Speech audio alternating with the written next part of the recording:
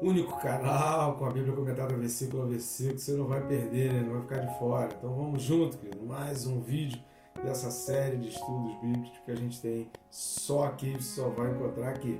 Então vamos lá? Nesse vídeo aqui nós vamos comentar a respeito do seguinte: testamento, morte e ressurreição de Cristo.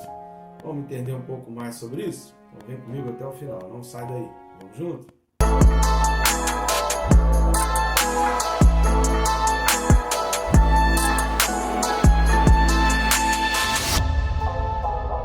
Maravilha, né, querido?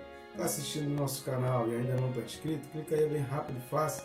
Você vai clicar no botão aí inscrever-me, pronto, já vai estar inscrito. E aproveita, recomendo, clica também no sininho e marca a opção todas, porque todos os dias você vai ser notificado e a cada vídeo novo que tiver no canal, você vai ser notificado. Assim você aprende mais e também se disciplina para estar estudando a palavra. Muito legal isso e são ajudas que a gente tem, que se deixar para depois a gente não consegue estudar. Então vamos lá, o texto desse vídeo, Hebreus 9, versículos 16 e 17. Então vamos lá para a carta aos Hebreus, capítulo 9, versículos 16 e 17. Porque onde há testamento, é necessário que intervenha a morte do testador, pois um testamento só é confirmado no caso de mortos, visto que de maneira nenhuma tem força de lei enquanto vive o testador. Excelente, são muitas informações aqui, importantíssimas, informações que a gente não pode perder para que você entenda o cristianismo. A gente está falando aqui da obra, a gente está falando da vida de Jesus Cristo, a gente está falando da principal função de Jesus Cristo. Isso gera muita dúvida, tem muita gente com muitas dúvidas a esse respeito, e se você consegue ter esse conhecimento e acrescentar isso numa pregação, numa mensagem, com certeza vai ser um grande diferencial na sua mensagem, as informações que a gente vai apresentar aqui. Por hora, eu peço algumas ajudas para você no nosso canal. A gente tem voltado, ou pelo menos tentado voltar à normalidade aqui no Sul, e você pode estar nos ajudando de várias maneiras. Uma delas é simples, rápido e grátis, não vai custar nada para você, que é o chamado triplo C, né? Você vai clicar embaixo, curtir, comentar e compartilhar. Curtindo e comentando no próprio YouTube, já manda o vídeo para outras pessoas, ele faz aquela recomendaçãozinha, e compartilhando você leva para pessoas que talvez não receberiam a recomendação desses vídeos, tá certo? Outra maneira de estar nos ajudando é indo aqui na descrição, clicando nos links que tem aí disponíveis, você vai ter acesso aos nossos livros. São livros que eu mesmo escrevi, que tem disponíveis em vários formatos. Você vai ter aí no link todas as opções até de preços diferentes, você vai poder comparar. Digitalmente não tem frete e você já começa a ler no mesmo momento. Então é excelente. Agora, tem aqueles que preferem no papel, você também tem essa opção de encomendar, vai ter um custo um pouco mais alto, até em função do frete também. Tá certo? Muito obrigado, então vamos lá. Primeira coisa que a gente precisa entender aqui é porque já é comum, a gente já vai falando Antigo Testamento, Novo Testamento, vamos abrir no Antigo Testamento, vamos abrir no Novo Testamento, esse livro faz parte do Velho ou do Novo Testamento, do Antigo ou Novo Testamento. E essas expressões, Antigo e Novo Testamento, já vão ficar indo nessa questão corriqueira e a gente não para pensar na importância teológica, na importância dentro da obra, dentro do conceito de Jesus Cristo que tem. Por que a gente chama de testamento? Exatamente por causa da morte de Jesus. Até muitos judeus, você vai ouvir falar a respeito da lei, você vai ouvir falar de pacto, de aliança. A gente chama de testamento dando um sentido de sinônimo, como se fosse o mesmo significado de pacto e aliança. Etimologicamente, não é a mesma coisa. O testamento é algo que alguém faz em vida, que alguém escreve em vida, para que tenha validade, que seja colocada em prática e somente colocada em prática após a morte daquele que fez o testamento. Logo, o testamento ele não tem a ver diretamente com a aliança, ele não é uma aliança. Até porque num testamento você pode colocar ali a divisão dos seus bens para pessoas que não têm um nível de relacionamento contigo, para pessoas que não têm um compromisso direto contigo, para pessoas que de repente você quer colocar, eu quero doar para uma instituição de caridade. Você não tem ali um contrato, uma aliança, não, mas eu, quando morrer, eu tenho muitos bens, eu quero dedicar parte dos meus bens para aquela instituição. Obviamente que não tem uma ligação direta com a aliança. A gente faz essa coisa de sinônimo relacionado à Bíblia, relacionado às Escrituras, que o Antigo Pacto, a Antiga Aliança, o Antigo Testamento fazem parte do mesmo assunto, estão falando da mesma coisa, mas não que a palavra seja sinônimo. Antes de Jesus, queridos, chamar aquilo de Antigo Testamento não tinha nenhum sentido. Para o judeu, por exemplo, que não entendeu ainda a vinda de Jesus, que não aceitou Jesus como sendo o Messias, chamar os livros da lei, chamar os livros da aliança de testamento, na mente dele não vai fazer nenhum sentido. Por quê? Porque para um testamento ter validade, para um judeu, era necessário algumas características, algumas coisas eram importantes. Vamos lá, no livro aqui de Epístola aos Hebreus, que é o livro do Severino Pedro da Silva, que a gente tem utilizado e a gente tem se baseado aí em algumas coisas para efeito desse nosso estudo. Ele traz um argumento muito interessante. Ele diz o seguinte, na página 167, ele fala o seguinte: olha, os rabinos costumavam dizer que para que um testamento tivesse validade, era preciso que se observasse alguns critérios. Primeiro, tinha que ter um testador, alguém que realmente escrevesse, alguém que estivesse colocando aquilo dali num testamento. Tinha que ter herdeiros. Testamento não faz sentido se não tiver herdeiros. Terceira coisa, teria que ter os bens herdados. O que você está colocando no testamento? O que você vai deixar para os herdeiros? Se você não tem bem nenhum, vai fazer testamento para quê? Né? A gente que é pobre, para que a gente vai ter a trabalheira de registrar em cartório um testamento? Tenho nada, vou doar a minha caneta, vou deixar uma caneta de doação. Não faz sentido eu gastar um dinheiro no testamento se eu não tiver bens para doar, que sejam, obviamente, maiores do que o custo. Tem que ter um advogado, é muito custo para fazer. Então eu não vou fazer um testamento para deixar um celular, para deixar uma caneta. Não faz sentido. Então tem que ter bens, e bens valiosos. Quarta coisa, tem que ter a morte do testador. Eu posso escrever um testamento para quando eu não morrer, os bens continuam sendo meus e eu faço o que eu quiser. Se eu gastar tudo depois de morrer, o testamento vai partilhar nada. Quinta coisa, as circunstâncias da morte do testador. E aí entra o aspecto judaico distinto. Para o judeu, um testamento ele tem validade, ele vai ter as suas particularidades conforme a morte, as circunstâncias da morte do testador. E as testemunhas de sua morte, ou seja, aquela morte, ela precisa ser testemunhada, ela precisa ter validade. E o que é interessante é que dentro desses critérios que os rabinos, os judeus, precisavam para ter validade para um testamento, é que o novo concerto efetuado por Cristo, por meio da sua morte, reúne em si todos esses requisitos. E isso está no livro Epístola aos Hebreus, aí de Severino Pedro da Silva.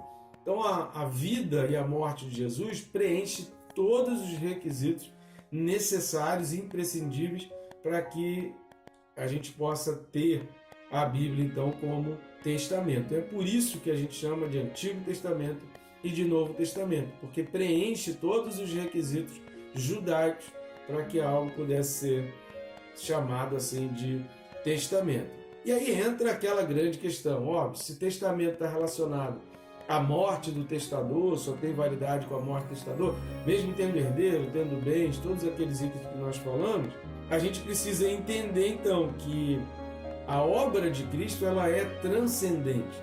Ela passou aqui pela Terra num determinado momento de tempo que teve início e teve o seu fim. Então, o tempo de Jesus na Terra ele foi finito, ele foi limitado ao seu nascimento e à sua morte na cruz. Porém, a vida e a obra de Jesus Cristo ela é transcendente. Por quê? Porque Jesus já existia antes do seu nascimento e continuou a existir depois da sua morte. Então, relacionado à Terra, Jesus teve um nascimento e teve uma morte. E a gente precisa entender essa transcendência. A Bíblia, quando está chamando de testamento, está falando relacionado a esse trecho, a esse período da vida de Jesus, e que realmente ele morreu. A sua morte refere-se a esse mundo. A sua ressurreição não, se refere à glória. Como assim? O Jesus de Nazaré morreu e foi sepultado. O Cordeiro, que a gente falou aqui, a tríplice função da morte de Jesus, né, como rei, sacerdote, como Cordeiro, como o sacrifício propriamente dito, isso realmente aconteceu. Ele foi sacrificado, o seu sangue foi vertido lá na cruz, mas, porém, entretanto, todavia, na sua ressurreição, já não surge mais aquele maltratado, aquele ferido, embora tivesse as marcas e fosse Tomé duvidou, né? Tomé questionou ali, a aparência de Jesus provavelmente era muito diferente do Jesus com quem eles tinham convivido. Tomé questionou, então ele tinha todas as marcas, ele mostrou que realmente era ele, porém já no novo corpo, ou seja, era fruto de uma semente, que aquele Jesus temporário, Jesus de Nazaré que viveu e morreu aqui na terra, foi uma semente lançada para ressurgir Jesus Cristo. E aí ele ressurge já não mais como o Cordeiro morto, mas ele ressurge como o leão, ele ressurge como o Rei dos Reis, como o Senhor dos Senhores. Não mais para fazer parte desse mundo, mas para entrar na glória. E isso é muito importante para a gente entender, porque nós passaremos também pelo mesmo processo, não da cruz, né? Talvez não, muitos discípulos de Jesus passaram pelo processo da morte à semelhança de Jesus. Mas eu estou falando no sentido de que também o nosso corpo será semente. Paulo vai falar isso escrevendo aos Coríntios, 1 Coríntios 15. Paulo vai falar sobre isso, que é da nossa vida aqui, mas a gente vai ler alguns textos aqui que falam exatamente de que Jesus ele foi o primogênito. Se foi primogênito é porque tem outros depois. Jesus teve essa primazia, Jesus foi o primeiro a passar por esse processo da ressurreição e entrar na glória e entrar no paraíso ali. Jesus foi o primeiro e nós faremos isso à semelhança de Jesus Cristo. Vamos para alguns textos que vão nos ajudar a entender essa questão, para que a gente consiga compreender essa questão da morte do testador como um exemplo de que na terra ele morreu, na terra o testador morreu, na terra o testador deixou herança, na terra o testador tem herdeiros, na terra o testador tem bens para deixar, mas essa nossa herança ela vai ser dada lá no céu. Então nós adquirimos aqui em vida, é em vida que a gente aceita Jesus, é em vida que a gente faz a decisão, é em vida que a gente sacrifica a nossa vida, sacrifica a nossa carne, é em vida que a gente faz as nossas escolhas até o fim da vida, para que depois do fim da vida a gente receba a nossa herança, a gente receba tudo aquilo que o testador deixou para nós. Vamos entender mais sobre isso? Vamos ler a carta de Paulo aos Colossenses, capítulo 1, do 13 ao 23. Então vamos lá para a carta de Paulo aos Colossenses 1, do 13 ao 23. Ele nos libertou do império das trevas e nos transportou para o reino do Filho do seu amor, no qual temos a redenção, a remissão dos pecados. Este é a imagem do Deus invisível, o primogênito de toda a criação, pois nele foram criadas todas as coisas, nos céus e sobre a terra, as visíveis e as invisíveis, sejam tronos, sejam soberanias, quer principados, quer potestades. Tudo foi criado por meio dele e para ele. Ele é antes de todas as coisas. Nele tudo subsiste. Ele é a cabeça do corpo, da igreja. Ele é o princípio, o primogênito de entre os mortos, para em todas as coisas ter a primazia, porque aprove a Deus que nele residisse toda a plenitude, e que, havendo feito a paz pelo sangue da cruz por meio dele, reconciliasse consigo mesmo todas as coisas, quer sobre a terra, quer nos céus. E a vós outros também, que outrora eres estranhos e inimigos no entendimento, pelas vossas obras malignas, agora, porém, vos reconciliou no corpo da sua carne, mediante a sua morte, para apresentar-vos perante ele santos, inculpáveis e irrepreensíveis, se é que permaneceis na fé, alicerçados e firmes, não vos deixando afastar da esperança do evangelho que ouviste, e que foi pregado a toda criatura debaixo do céu, e do qual eu, Paulo, me tornei ministro. É o que está falando, Jesus teve a primazia, Jesus foi o primogênito. Se for o primogênito é porque tem outros para seguir. Então, se Jesus morreu e ressuscitou, nós podemos crer que à semelhança dele também morreremos e ressuscitaremos. Outro texto que já tem vídeo também no nosso canal aí é Hebreus 6, 19 e 20. Então vamos dar uma lida em Hebreus 6, 19 e 20. A qual temos por âncora da alma, segura e firme, e que penetra além do véu, onde Jesus, como precursor, entrou por nós, tendo se tornado como sacerdote para sempre, segundo a ordem de Melquisedeque. Ora, se ele é precursor, isso significa que tem outros indo atrás dele, tem outros nessa mesma trajetória, nesse mesmo caminho. A gente já tem vídeos falando sobre esse capítulo 6 de Hebreus, só você dar uma olhada aí no nosso canal referente ao capítulo 6. Vamos ler Romanos 8, versículo 29, carta de Paulo aos Romanos, capítulo 8, versículo 29. Porquanto aos que de antemão conheceu, também os predestinou para serem conformes à imagem de seu Filho, a fim de que ele seja o primogênito entre muitos irmãos. Ou seja, o primogênito entre muitos. Ele foi o primeiro e outros irão depois. Agora um texto muito bom é Romanos 6, de 5 a 11. Todos são excelentes, mas esse aqui também ajuda muito a gente entender isso, que é a carta de Paulo aos Romanos 6, versículos de 5 a 11. Porque se fomos unidos com ele na semelhança da sua morte, certamente o seremos também na semelhança da sua ressurreição. Sabendo isto, que foi crucificado com ele o nosso velho homem, para que o corpo do pecado seja destruído, e não sirvamos o pecado como escravos. Porquanto quem morreu está justificado do pecado. Ora, se já morremos com Cristo, cremos que também com ele viveremos, sabedores de que, havendo Cristo ressuscitado dentre os mortos, já não morre. A morte já não tem domínio sobre ele, pois quanto a ter morrido de uma vez para sempre, morreu para o pecado, mas quanto a viver, vive para Deus.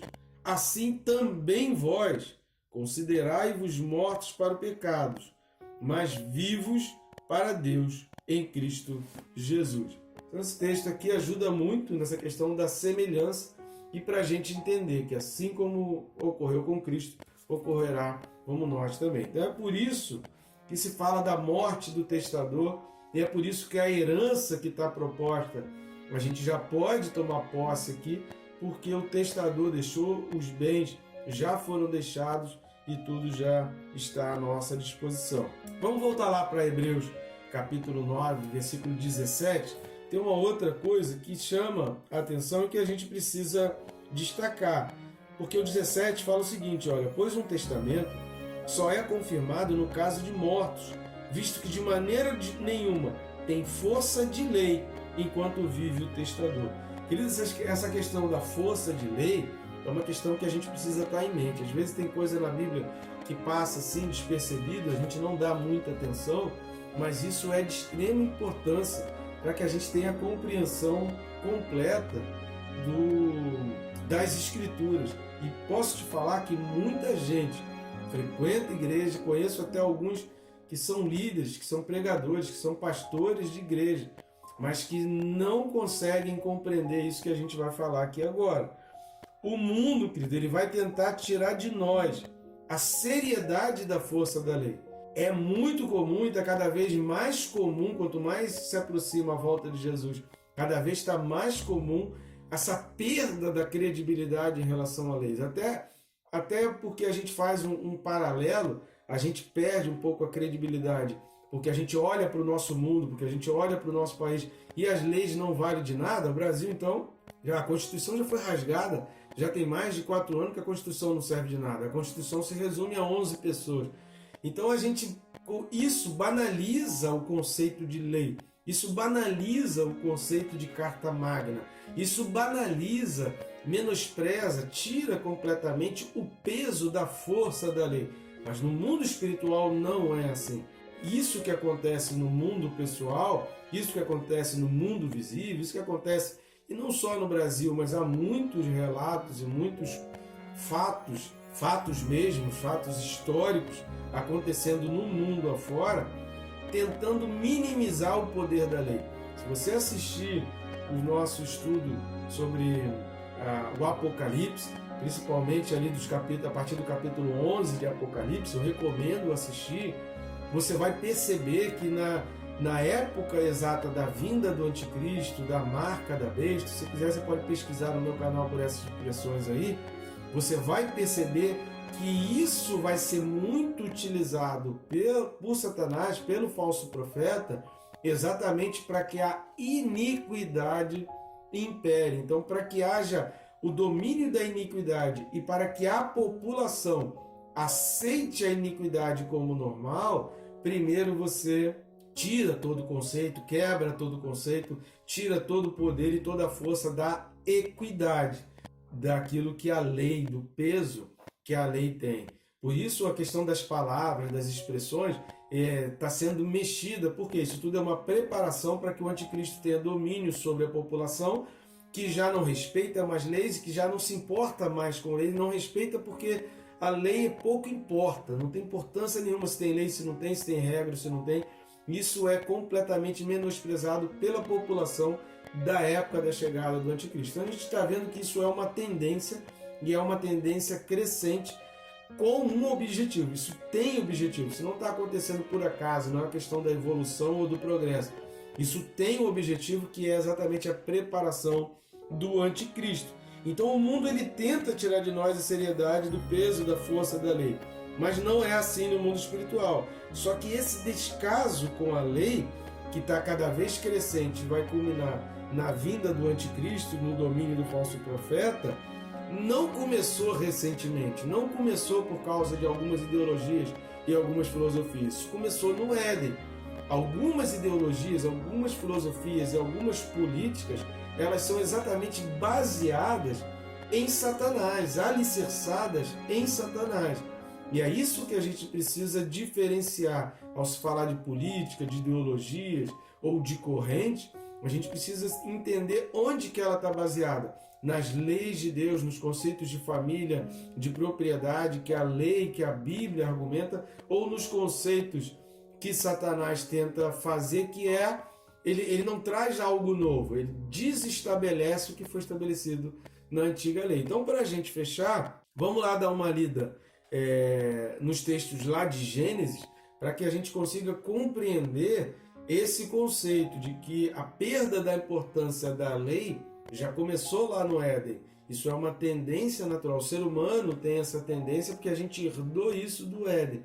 Por isso, em Cristo, a gente precisa buscar o prazer pela lei e o respeito ao rigor da lei, o respeito à força da lei. Vamos lá então para Gênesis 2, versículo 17. Gênesis 2, 17. Mas da árvore do conhecimento do bem e do mal não comerás, porque no dia em que dela comeres, certamente morrerás. O que é isso aqui?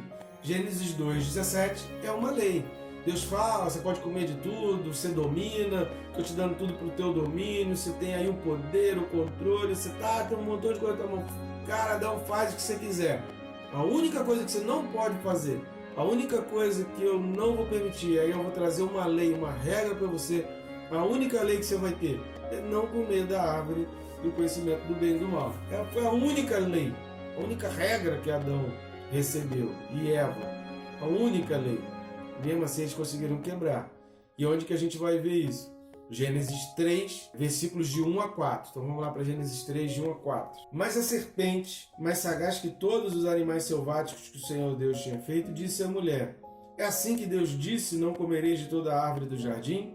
Respondeu-lhe a mulher: do fruto das árvores do jardim podemos comer, mas do fruto da árvore que está no meio do jardim, disse Deus: dele não comereis, nem tocareis nele, para que não morrais. Então a serpente disse à mulher: é certo que não morrereis. Ou seja, o descumprimento de leis, o desrespeito aos pais. Repare que Eva estava desrespeitando o seu pai, estava desrespeitando a lei. Deus não disse não tocareis. Deus não está na lei. Não está em Gênesis 2,17 essa expressão. Mas por que Eva fala? Ela faz uma deixa ali com a serpente, que ela mostra a vontade dela, que ela queria realmente tocar, ela estava desejosa por aquilo dali. E a serpente capta aquela mensagem do desejo, do brilho do olhar de Eva e fala: pode fazer, não tem problema nenhum, leis são feitas para serem descumpridas, não se liga para a lei. Ou seja, era praticamente ali um ministro do STF ali falando com Eva, né, dizendo: olha, eu que sou a lei, eu é que mando, eu é que ordeno, se achando realmente superior à lei. Eva caiu naquele papo, Adão foi um bocó que ficou ali assistindo tudo, não fez nada. Tanto que Eva não chama Adão para entregar o fruto. Eva pega do fruto, come e dá para Adão. Ou seja, estava participando daquele papo, estava participando ali daquele debate, sem fazer nada, sem dar um pio completamente. De repente ele estava aproveitando que Eva arrumou alguém para conversar. E ele já, agora eu posso descansar, que Eva está com alguém aí para batendo papo, e ele não deu a menor atenção, não deu a mínima, e pecou também, e caiu ali. E o que a gente vai ver? No mesmo capítulo 3, de 14 a 24, que a gente vai ler agora, a gente vai ver o castigo, a gente vai ver as sentenças sendo aplicadas. Então vamos ler Gênesis 3, do 14 ao 24. Então o Senhor Deus disse à serpente: visto que isso fizeste, maldita és entre todos os animais domésticos, e o és entre todos os animais selváticos. Rastejarás sobre o teu ventre e comerás pó todos os dias da tua vida. Porém, inimizade entre ti e a mulher, entre a tua descendência e o seu descendente. Este ferirá a cabeça e tu lhe ferirás o calcanhar. E a mulher disse: multiplicarei sobremodo os sofrimentos da tua gravidez. Em meio de dores darás à luz filhos. O teu desejo será para o teu marido, e ele te governará. E a Adão disse: visto que atendeste à voz da tua mulher e comeste da árvore, que eu te ordenara não comesses, maldita é a terra por tua causa. Em fadigas obterás dela sustento durante os dias da tua vida. Ela produzirá também cardos e abrolhos, e tu comerás a erva do campo. No suor do teu rosto comerás o teu pão, até que tornes a terra, pois dela foste formado, porque tu és pó, e ao pó tornarás. E deu o homem o nome de Eva, sua mulher, por ser a mãe de todos os seres humanos. Fez o Senhor Deus vestimenta de peles para Adão e sua mulher, e os vestiu. Então disse o Senhor Deus: eis que o homem se tornou como um de nós, conhecedor do bem e do mal. Assim, que não estenda a mão e tome também da árvore da vida, e coma e viva eternamente. O Senhor Deus por isso o lançou fora do jardim do Éden, a fim de lavrar a terra de que fora tomado. Expulso o homem, colocou querubins ao oriente do jardim do Éden, e o refugiu de uma espada que se revolvia para guardar o caminho da árvore da vida. Para que o homem tivesse acesso à árvore da vida, precisava agora do processo de arrependimento, porque naquela sua altivez e naquele seu orgulho, naquela quebra de leis, ele não estava preparado para a árvore da vida. Então aqui dentro dessas sentenças, a gente tem várias coisas que começaram a existir a partir dali, como o domínio do desejo de Eva, que a gente vê que aquele comer do fruto não foi uma coisa totalmente ali natural, teve uma questão lasciva e teve uma questão pornográfica, teve uma questão envolvendo relações sexuais ali naquela atitude, que eu não vou comentar, não vou entrar a fundo nesse texto, mas Deus decreta como sentença: o teu desejo vai ser para o teu marido. Para Adão, Deus também faz as sentenças ali e dá a sentença: então olha, você foi feito para ser eterno, mas por causa disso então você vai voltar ao pó, porque você é pó, no pó você foi formado, eu te criei para ser eterno, mas você abriu mão da tua eternidade, então você vai voltar ao pó da terra, e várias outras sentenças então determinadas ali por causa do pecado, por causa de uma quebra de lei. No mundo espiritual não é como no mundo natural. O mundo espiritual não é regido pelo STF, não é regido por ministros que a gente tem em supremas cortes. Aí o mundo espiritual ele é regido com rigor e com seriedade. Então a gente não pode aplicar o desrespeito, o descaso e o menosprezo às leis que a gente encontra no mundo natural e querer fazer com que isso seja aplicado ao mundo espiritual. Não é assim que a coisa funciona. Pelo contrário, a gente deveria fazer o caminho inverso, né?